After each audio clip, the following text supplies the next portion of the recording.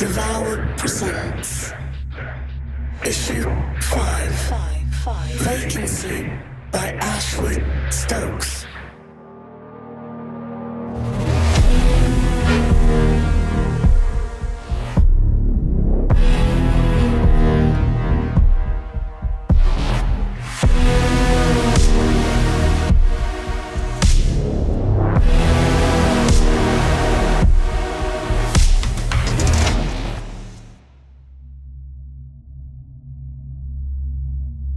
McShine? I said. The woman looked up from her whiskey tumbler, smiled. Relieved, I tucked my suitcase and rucksack under the bar and slipped onto the tall stool next to her. Only the visitee would have responded to my knowing her username on r/Erie England. It was on this subreddit that I first became aware of her situation, or, as I prefer to think of it, her situation first became aware of me. "Drink?" she said, gesturing across the optics and over to a flint-faced sea dog of a landlord hunched over a tabloid at the end of the bar behind me. I told her I do not drink. This is not strictly true, as you know, but I didn't want anything to interfere with my perceptions during the gathering phase of a new visitee relationship. You know how easily these things can go wrong.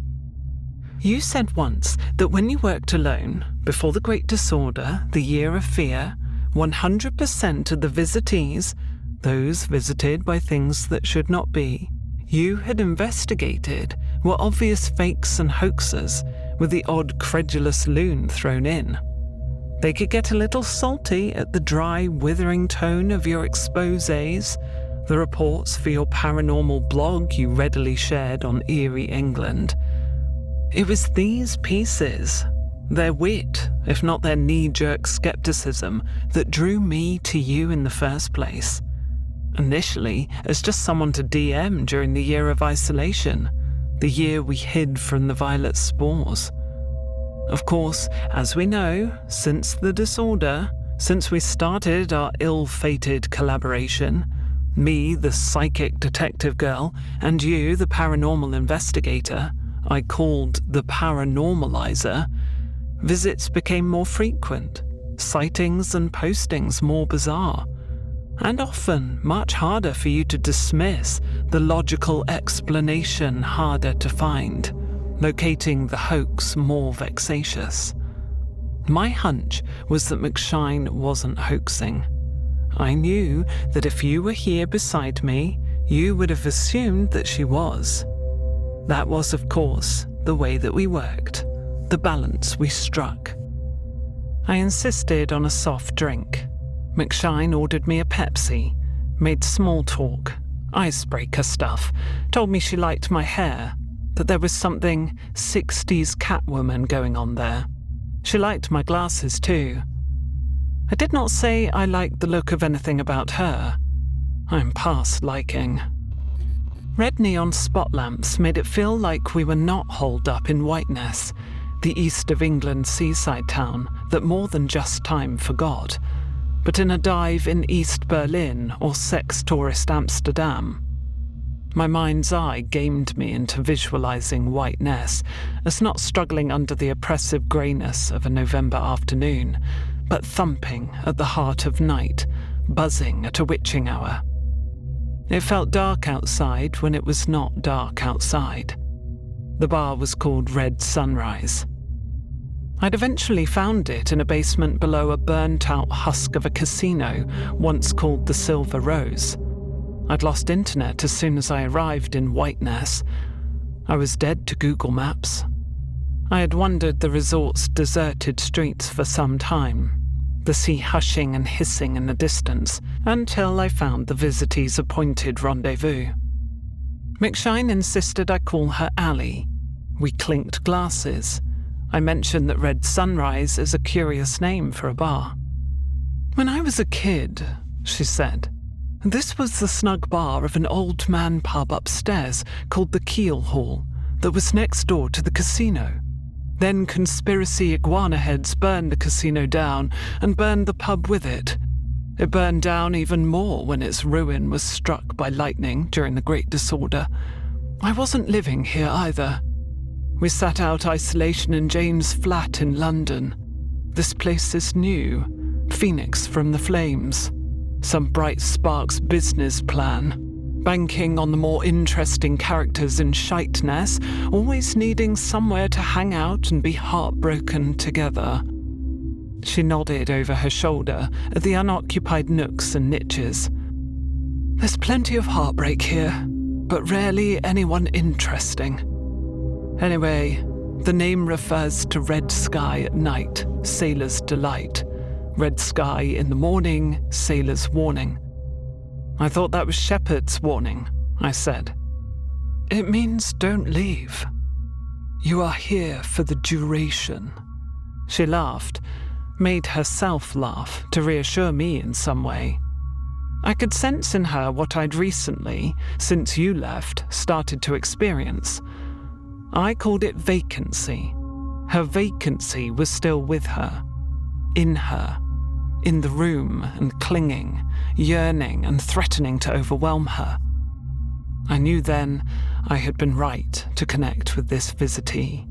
It was right to continue our work, despite what had happened before, despite what happened to us, and to you during our last investigation, and to me. It was right that I continue on my own, without you, despite the vacancy I was myself experiencing. I said to Allie, "You're sure Jane is still here? You have found people like Jane before." I nodded, said I had. You would know I was not strictly telling the truth here. You would know that what I should have explained is that I have, in the past, found traces, or more accurately, vestiges. I first became aware of the McShine situation when, about 6 months after you left, I started to lurk again on r/Erie England. You might have assumed I would have given the subreddit a wide berth, seeing as it was one of your practices to find visitees there, rather than letting them come to us. You know that Erie England had led us to the abandoned estate at Croby, the eye hospital, the ruins of the Auger madhouse, the chalk ghost under Wallend Spur, the Black Lamia of Lake Mott, and ultimately to Hinwick, where I abandoned you, and you subsequently vanished. You know these excursions had an effect on me. I deteriorated after each one, the ghost ripping through me, the eyes of the lurker in the trees. You know I wanted us to stop the paranormal investigations. Still, I returned to Erie England, mainly to keep up with the fevered discussions surrounding a 1998 British found footage horror film called The Claustrophile, that seems to mean a lot to some of the madder boys, but also seems not to have been released at all. While browsing for a new claustrophile gossip, I came across the first of 3 posts that would come to outline what I call the McShine situation. I'll admit I find this very difficult to write, as until now I did not believe in the paranormal, despite being brought up in Whiteness, a place with a certain reputation. You all probably know it for the casino and the rumours of secret rooms in there and cult stuff going way back. It's also the shittiest resort in the east of England, Shithole on Sea. I had avoided it for years until my aunt died and left me her house. It's a small house close to the beach, a remote spot out of town. My girlfriend and I went up to stay for a week, work out how to do it up and sell it. We found it in a horrible state. Things have started to go wrong quickly. McShine continued to say that during the nights, her girlfriend became increasingly concerned that someone else was in the house. Then someone was in their bed alongside them. She experienced sensations she should not have. On the 3rd night, she said she had woken up in the dark and from the window saw a house on the beach that had not been there before. She was trying to focus on it when someone pulled on her hand as if to lead her away. Her screaming woke McShine. McShine then described how, after a trip to the beach the next day, where it was categorically proved that no house was there. The girlfriend had started to speak in a language unknown to McShine or her mobile's translation app. The next morning, the girlfriend was gone, and the internal doors of the house, which she'd closed to ward the apparition away from the bedroom, and the front door, were all wide open. The girlfriend had not returned. The girlfriend was still missing. The second and third posts were photographs, the first taken by McShine, the second allegedly recovered from the girlfriend's left-behind iPhone. The first shows a gently sloping patch of rough lawn stretching down to a shingly beach, groins in the middle distance, the island in Whiteness Bay, the kidney dish-shaped shipwreck head poking up in the far distance. The island's outcrop is a dark hump in the second photograph, taken at night, the same shot, but in the foreground, a squat black house, its windows lit up, its outline smeared and blazing with glare. The usual suspects on Erie, England, crested Black 19, rock and roll pangolin, went into either analytics high gear or heresy hunter-killer mode. They all assumed the McShine situation was all a bit of fun, a hoax, until 2 days later. Several national newspapers reported a Jane Moffo had vanished from the Whiteness area. Of course, we were all used to vanishings by then. As you know, 13% of the world's population drifted during the disorder, were overcome by spores and the purple haze delirium induced by breathing them in. Millions wandered off in a depersonalized state, died of exposure or accident, or simply vanished. It was easy to be inured to the fate of Jane Moffo. It was easy to assume she was just another casualty of the post-disorder world. A lot of people reported seeing things, videoed things, their CCTV and dash cams capturing things that should not be, that want us, the standing dead, the Vlox shapeshifters, things from the other side of time, old things allowed back in. Creatures from my mind's eye that I thought only I could see. That someone had simply wandered off was low-key, routine, uncataclysmic, semi-drab. For me, though, being aware from a young age of things that should not be, sensing them, fearing them, there was something compelling about Jane Moffo. Something eerie. Something sad. There was something about her that made me feel I could help. You and I, we did want to help people. This is when I DM'd McShine. I knew this is what you would have done. You would have consulted me, but you would have proactively sought out McShine, whether I'd protested or not. She was a visitee to be helped. I am too sensitive and need to face my fears. This was the thinking that led us to Hinwick and its filthy canal. In Red Sunset, Allie made sure that the landlord wasn't looking and passed to me a padded envelope. It was full of banknotes and a long key that felt almost burningly cold. "You don't understand," I said. "I am not a service. You don't pay for me. In fact, a transaction might interfere with my... Think of it as a cleaning fee. You'll need to do some of that too. I don't want it. If you want more afterwards, just ping me."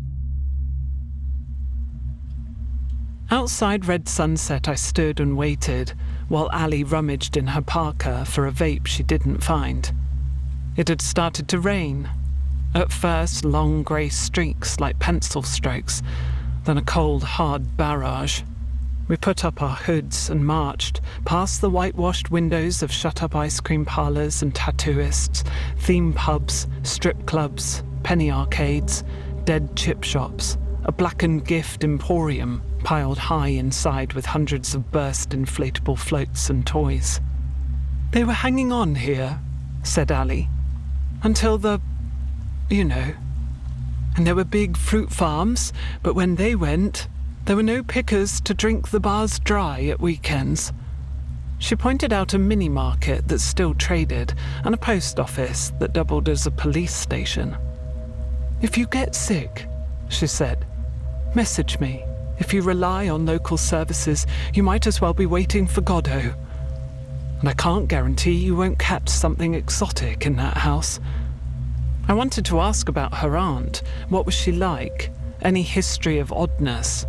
But I realized the implications of what Allie had just said. "You're not coming with me?" I had assumed she was not leaving me there alone. She paused. Rain hammered on our hoods. The town was thinning out, the houses further apart now. Many hopelessly for sale and many boarded up. We were clearly at the outskirts. She tried to take my hand, but I did not want her to take my hand. "I can't go back there," she said. "It would help," I said. "If Jane wishes to be unfolded, it is you she will unfold, not me. The love bond acts as a countermagnet." "Who said we were in love? I just liked the taste of her hummus." "I can feel it," I said. "You are dishonest not just with me, but with her and to yourself." "You're weird, Rowena," she said.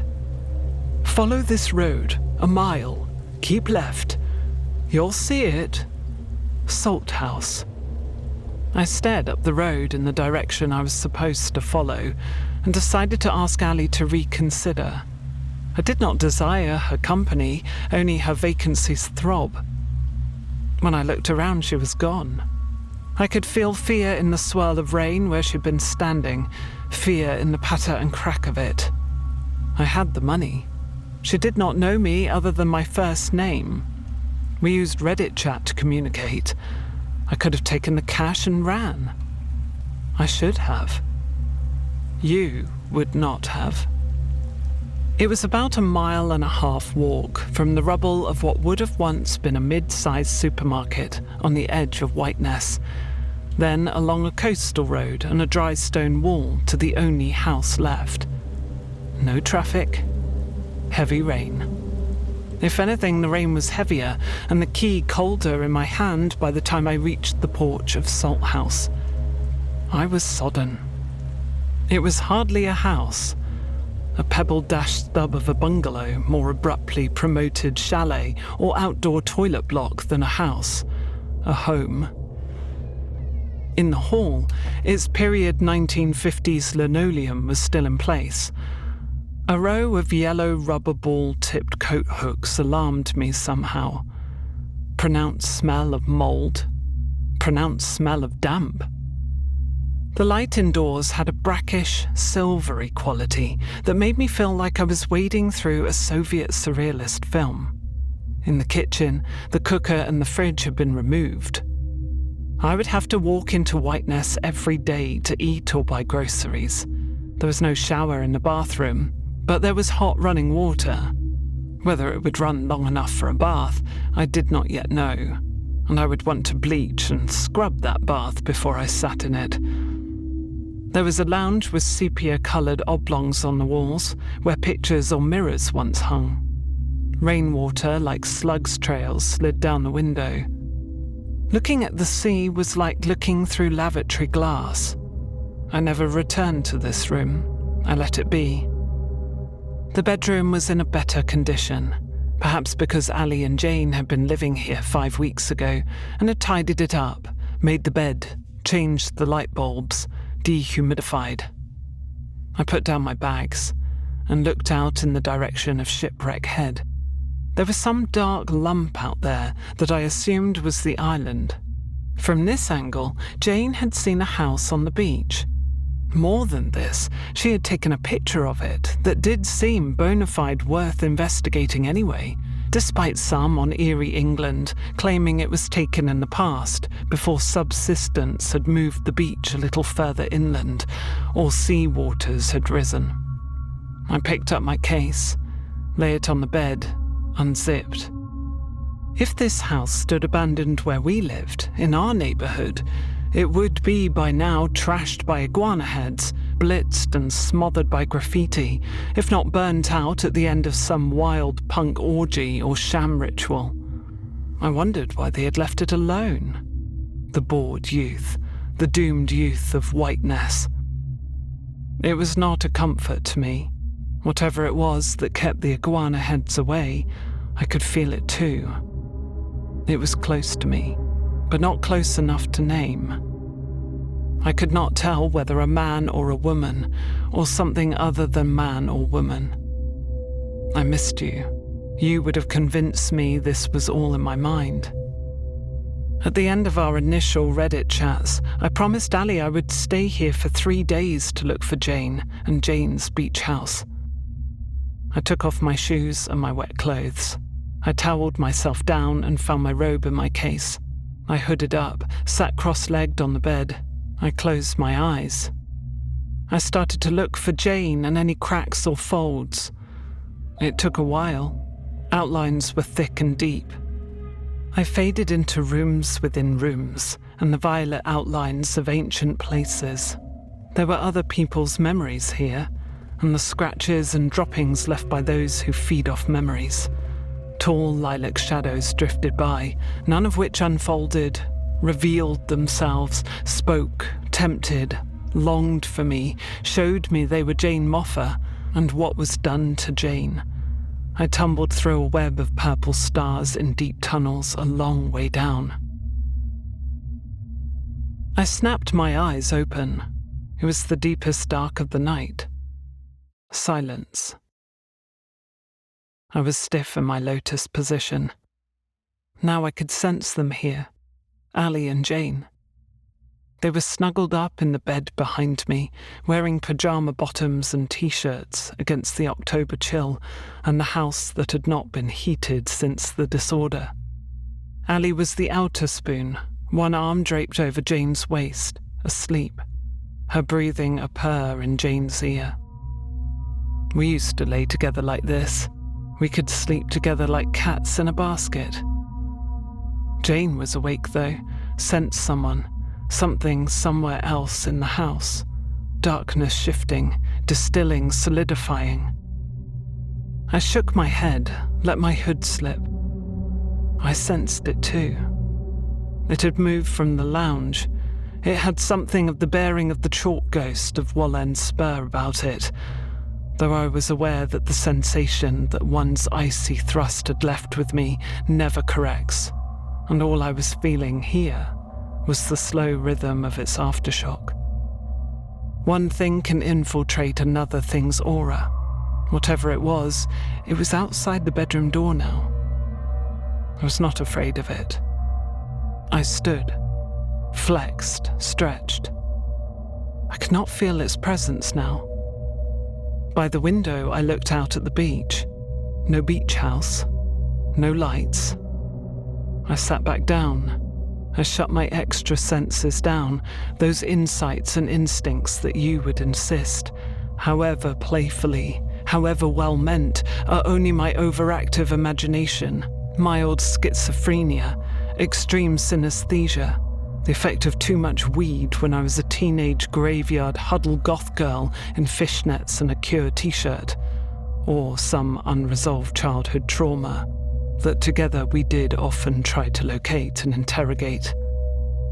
The house was quiet. I was left with my own vacancy. Vacancy. Some restless, unresolved person or conflict that, however hard we try to find closure, to leave behind, still wishes to take form, to be, that wants us back. The next morning I walked into Whiteness in the rain. I didn't find Whiteness frightening in the way that Hinwick was frightening. Whiteness is a shithole, abandoned to the sea and the rain and the fires. Hinwick radiated evil. It blackened my blood and my spit just being there. I wandered the streets and wished I had you to help me balance this case, the McShine situation, explore the rational explanations. You would have wanted 2 of these disproved before we waxed supernatural. 1, Jane had hoaxed the beach house pic to fake her own death to escape some unpleasant personal circumstance. 2, Allie had done something to Jane and hoaxed the beach hut pic to distract from this. In red sunset, I propped up the bar at midday and ate a basket of scampi and greasy crinkle-cut chips. The place was desolate. Just me and the old landlord geezer. Quentin's the name, but his friends call him Quartzy. Talked like he might have been a lot of fun in his era. I told him I was staying at Salt House. His eyes lost their shine. He said, "You know she died there. Old Prudence Elder. Starved during isolation. You know how the oldie offliners often perished, starved in her armchair. She'd usually spit at you just to say hello, the old cunt. That missing girl, the niece's squeeze. Same house, same fingers, same beach." That night after dark, I robed up and typed a long DM to Allie, in devil's advocate mode, posing what I assumed would be your two rational explanations and Quartzy's phantasmagorical take, before I remembered I had no signal at Salt House. I then added that I felt the house was making something worse for me, and I would not be staying the third night. I would return her money, donate it to charity, or come back later to Salt House with her or with a team. I was sure I could recruit some willing paranormals on Erie, England. I did not say I had felt Jane's vacancy. I did not say that the presence in the house was not Prudence, unless Prudence was never Prudence, and always otherly. A Vlox, or some shape-shifting entity that you don't believe in. My gut said Prudence was door-nailed dead and happy in her grave. Whatever hovered and eavesdropped in Salt House came from elsewhere. I did not say that my own vacancy was attracting it, whatever it was. I had been brooding, analysing, trying to advance my understanding of vacancy. Jane, Allie, me, we have vacancy. No sense in the air or the mould that Prudence had vacancy too. I kept all talk of vacancy to myself. My idea of vacancy was, at that moment, half-developed, still to be evolved. I would send the message as soon as I could tomorrow, in red sunset, en route to the bus station and my ride back to what passes now for civilization. I put on my sleep mask, hooded up, rolled on my side. I was leaving partway through an investigation again. This is what I did in Hinwick. This is why I am alive, and you are dead. Something broad-shouldered and naked was standing at the foot of the bed, but when I tried to rouse myself to face it, it slunk off. I pulled up the mask. Some faint light that could be the moon drifted in through the window, but sleep took me back before I could get out of bed. And in my mind's eye, I was then walking up an avenue of London, plain trees, holding my uncle's hand, heading for a display flat he wanted to show me, even though I am 10 years old. I was alone in the tunnel, underneath the tower that fell on Wall-End Spur, and the chalk ghost came from behind me and into me, and I almost vomited up my insides. Then you said this never really happened, and I was wandering the corridors of that hotel in Hinwick, trying to breathe, trying to declog the stink of black mold in that room, making the decision to leave you there. Exhausted with not being listened to, exhausted by you not believing in the things that I knew were so real that they could touch me, mesh with me, and leave some part of me inside me and take some part of me away forever. I still wanted you to believe me. It was back again. I felt its vague outline and weightless tread around the bed frame. I seemed to sink into some fathomless darkness. When I awoke, I was warm and felt like I had surfaced from a drinking binge blackout and did not know what I had done or who I had woken up beside, what mess we had made. I shifted. I wriggled. I had squirmed out of the robe, but not the mask. Something kissed my neck and my ear and all along my spine, and there was urgent, heavy breathing, and you rolled me on my side and lifted up my thigh, pressed down on my other thigh with your palm, slowly drew your nails across my skin, exerted pressure, caressed, kissed lower and lower towards me, and you felt exciting and necessary, until I realized that it was not you, that you were still dead, drowned in Hinwick Canal, and that the breathing was not your breathing, that it was the slow crash of the waves, and beneath me was not mattress, but beach shingle. It was no longer touching me, but it had not gone. It wanted to remove my mask, but I did not want it to. If it took off the mask, I would only see what it wanted me to see. I could already sense the house on the beach, its vast chambers and passageways, rooms beyond rooms. I was being led by my vacancy. My vacancy had not left me, and I had not left my vacancy. My hand was in my vacancy's hand. My vacancy slipped off my mask. It lifted away on the breeze. The breeze against me was not the best of it, nor the stones against my bare feet. We stepped forward, hand in hand. I opened my eyes. Inside the house, the lights flickered. The lights dazzled. Something dwindled. Something surged. Something shimmered at the threshold. Someone else. It wasn't Jane yet. Jane was Allie's vacancy, and you are mine. My vacancy will find Allie one day, even if Jane's does not. Though it will. We will all fold into one. I sensed someone wanted me to escape here. I knew they wanted me gone. I understood. Got it. If you were here, it was something I could prove to you. Prove. Hammer home. My vacancy let go of my hand. The one on the threshold crept forward to keep me, and to the background whoosh of waves and skitter of shingle, some sort of exchange was made in the dark.